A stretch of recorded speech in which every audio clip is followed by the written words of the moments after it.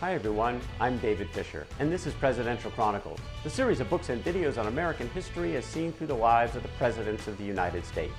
This episode is from the life of Chester Arthur, and the focus is to the end.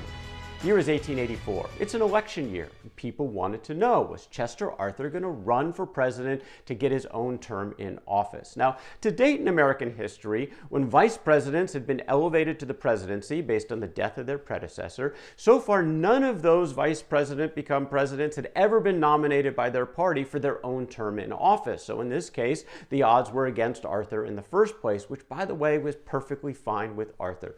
He didn't want to run because he didn't want to be president. He had never wanted to be president. He didn't like the job. He didn't think he was well suited for the job. He hated the decision making and the pressure associated with the job. He wasn't very interested, but he actually stayed quiet. So a lot of his supporters felt he did want the job. And one of them was his Secretary of the Navy, William Chandler, who said, look, I'm going to go to that convention in Chicago and push for your candidacy. And Arthur said, no, you're not going to go. And Chandler complained, why, Mr. President, if you don't let me go as a delegate to the convention, you will not have anyone there with practical leadership in national politics to direct the delegates who have been elected to support you. You know enough about politics to know what that would mean, and of course Chester Arthur did, and that's what he wanted. He didn't want anyone pushing for him. To Arthur's friend Frank Conger, he was even more direct. He said, I do not want to be elected. Go to your friends and get them to stop their activities. Arthur would make no effort on his own behalf. Well, the candidates, or the delegates rather, converged on Chicago in June of 1884 for the convention to select the nominee. James Blaine of Maine was running for the nomination for the third time. Blaine was the front runner, but a lot of Arthur's supporters were there as well. And sure enough, when they started balloting, Blaine was on top in the first ballot, but Chester Arthur was second. But that was the high water mark for Arthur. Again, there was nobody there to push for his candidacy. He began to fade, and when John Logan of Illinois, who was another candidate for the presidency or for the nomination, he backed away, gave all of his support to James Blaine. Blaine went over the top, and actually Logan was rewarded by giving the vice presidential nomination. What about Chester Arthur? He was in the White House this entire time, monitoring the activities in Chicago. He didn't say really anything afterwards, but he was undoubtedly relieved that his presidency was going to come to an end and he could go off and do something else. Many expected that Arthur would at least help in the campaign, especially in the critical state of New York, his home state. This was going to be a close race. New York was always critical in these close races, as you were having Blaine going up against New York's governor, Grover Cleveland. If Cleveland could win New York, there was a good chance the Democrats were going to get the White House for the first time in about a quarter of a century. But Chester Arthur said, I'm not getting involved. He's the president of the United States. It would be inappropriate for him to campaign. He told his cabinet to stay out of the race. There would be no stumping, no fundraising, and this could have made a difference in a very close race. In the end, it was Grover Cleveland winning 20 states to James Blaine winning 18. The popular vote was separated by less than 0.5%. The Electoral College, very close. Cleveland won it, 219 to 182. How close was this? Well, New York was decisive. It made the difference. If Blaine had won that, he would have won the presidency. Cleveland won New York by 1,149 votes. Just 1,149 votes out of 1.1 million cast in the state of New York. Could Chester of Arthur made a difference? The man who had made his entire career winning elections in the state of New York? Possibly, and a lot of the Republicans weren't happy that he did nothing to help Blaine win the presidency, but he didn't think that was the appropriate role of the president. He stayed out of it, and the Democrats in Cleveland, in fact, would get back into the White House for the first time in a quarter century. Now, Arthur still had a few months to go in his presidency, and he did not go quietly. There were other things he tried to get done, primarily in the area of foreign affairs. In the end, not much got done, but you can't blame him for trying in a couple of key areas.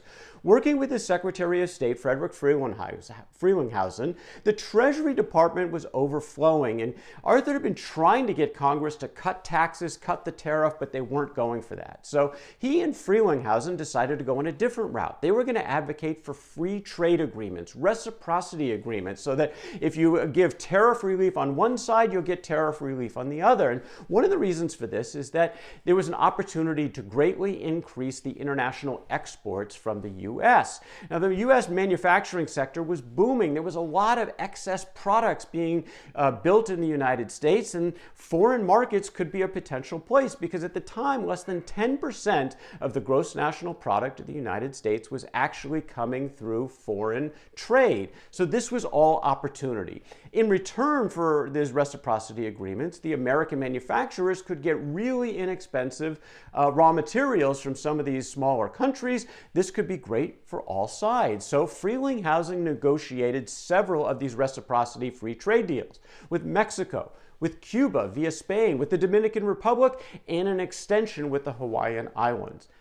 But it was all for naught, because Congress refused to approve any of these. It was too late in the term. With a Democrat coming into the White House, they didn't want to hamstring Grover Cleveland with some last-minute new deals under his predecessor, so they did not approve. And when Cleveland came in, he tossed all of these agreements out, except for the one in Hawaii. That took a couple of more years. He put that one into place, but the rest, free trade agreements, were for naught.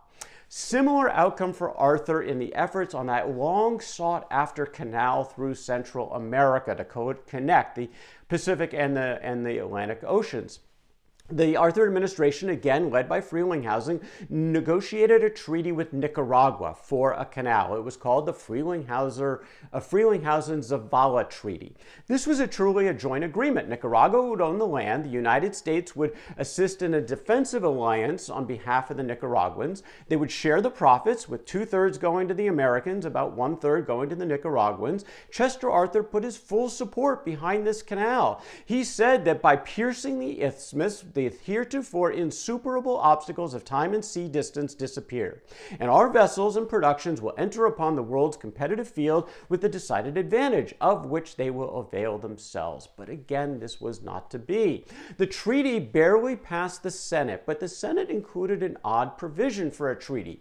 They said the House would also have an opportunity to vote on this, and the House, this was a non-starter. It was Democrat controlled. They voted it down, and it would be another 20 years before finally a canal would go through Central America. This would happen under the presidency of Theodore Roosevelt, not through Nicaragua, but through Panama. The final weeks of the Arthur administration, he did have some ceremonial duties, which he kind of enjoyed, including the highlight being the dedication of the Washington Monument. George Washington's birthday, February 21st, 1885, 36 years after they started building that obelisk. They had a 23-year hiatus because of the Civil War and then lack of funds, but Rutherford Hayes got this going again in the 1870s, and now that building was, that structure was done, and Chester Arthur got to preside over its dedication when he told the world that I do now in behalf of the people receive this monument, and declare it dedicated from this time forth to the immortal name and memory of George Washington. It was actually the tallest building in the world, but only for a couple of years when the Eiffel Tower eclipsed it. Well, Arthur welcomed his successor, Grover Cleveland, to the White House for a dinner just a couple of nights before the inauguration. They then traveled together to the Capitol for the transfer of power. Arthur decided to stick around for the day. He went to the inaugural ball that night, then it was off to New York and his retirement. What about the reviews of the Chester Arthur administration? They were mostly pleasantly surprised, primarily because the expectations for Arthur were so incredibly low.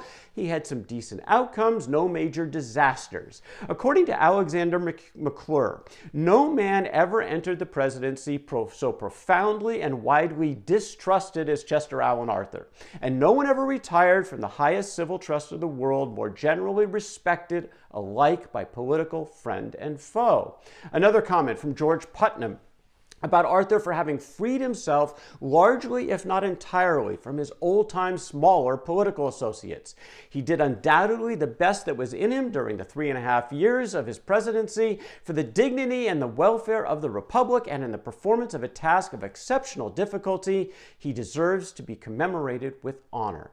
Well, the key to all of this, the praise that Arthur was really getting, was because of his decision not to go along and basically hand his presidency to his former political boss, Roscoe Conkling.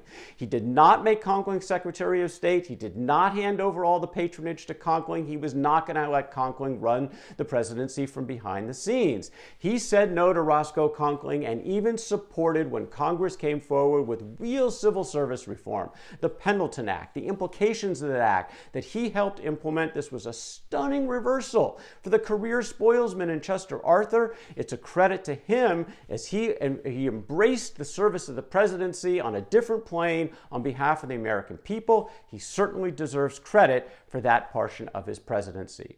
But what was he going to do now? Like many of his predecessors, he bemoaned the situation of former presidents. There was nothing for them to do. He told his friend George Bliss, well, there doesn't seem anything else for an ex-president to do but go into the country and raise big pumpkins. Well, he wouldn't actually do that. Arthur was financially secure. He did sign on for some work with his former legal partners at about $1,000 a month, but he did little work because in all of this, you have to remember, he was sick. He had Bright's disease, which again was almost always fatal. He knew he didn't have a lot of time left. Some folks were actually pressuring him to run for the open Senate seat from the state of New York, and he was not going to have that. He told his friends eventually, stand down, not interested, not going to run. Arthur took a turn for the worst physically in February of 1886, and he took a little trip 4 months out to the cottage at New London in Connecticut. Some comfort, relaxation. He eventually came back to his brownstone on Lexington Avenue where he had one final task before he went. And that was to bring his son Alan and another longtime friend Jimmy Smith in, and he took all his papers, every single piece of paper associated with his career. It was documents, correspondence, and he had Alan and he had Jimmy Smith load them up into trash cans and burn them, one after another until it was all gone. The only papers that he didn't burn were those letters from Julius Sand. For some reason, whether it was sentimental or they had an impact on him personally, professionally, he did not burn those letters, so we have those for posterity's sake. But it's been really hard to actually, for many biographers, to capture the life of Chester Arthur because he intentionally tried to hide it by burning everything in sight. Chester Arthur, 2 days after that burning, passed. November 18, 1886, just shy of his 57th birthday, Chester Arthur died. Former President Rutherford Hayes, the man who had fired him as the collector at the New York Custom House, joined the current president, Grover Cleveland, in a rather low-key funeral for Chester Arthur. And interestingly enough, in a side pew was that former political boss, Roscoe Conkling, who did show up to pay his respects to his former lieutenant, now the late Chester Arthur. Chester Arthur was the unlikeliest person ever to become president. He didn't want the job. He never liked the job. He thought the vice presidency was going to be a lark, just all kinds of fun. The concept of the presidency terrified him. He was not happy in the office, and frankly, he had little to show for it, but not nothing. There were a couple elements that are a worthy legacy of Chester Arthur. The first is that push for the modern U.S. Navy. It got started under him with those 4 ships, the ABCD ships, to start that push into steel-made, steam engine-powered Navy. It really grew over the next couple of presidencies, but that's a real credit to Arthur and the push that he had to get that started. And of course, the other is eventually his real champion of civil service reform, that Pendleton Act that he signed and he implemented with vigor. This was a stunner. Chester Arthur had been the poster child for the political machines. He changed, though, when he became the President of the United States. He embraced reform on behalf of the entire country. For this, he deserves real credit and should be remembered, even though he tried everything he could to erase his presidency from everyone's memory. That's Chester Arthur, and to the end, from the life of Chester Arthur. For more presidential chronicles, check out my books on Amazon.com, and don't forget to subscribe to my YouTube channel. Until next time, I'm David Fisher, and this is Presidential Chronicle.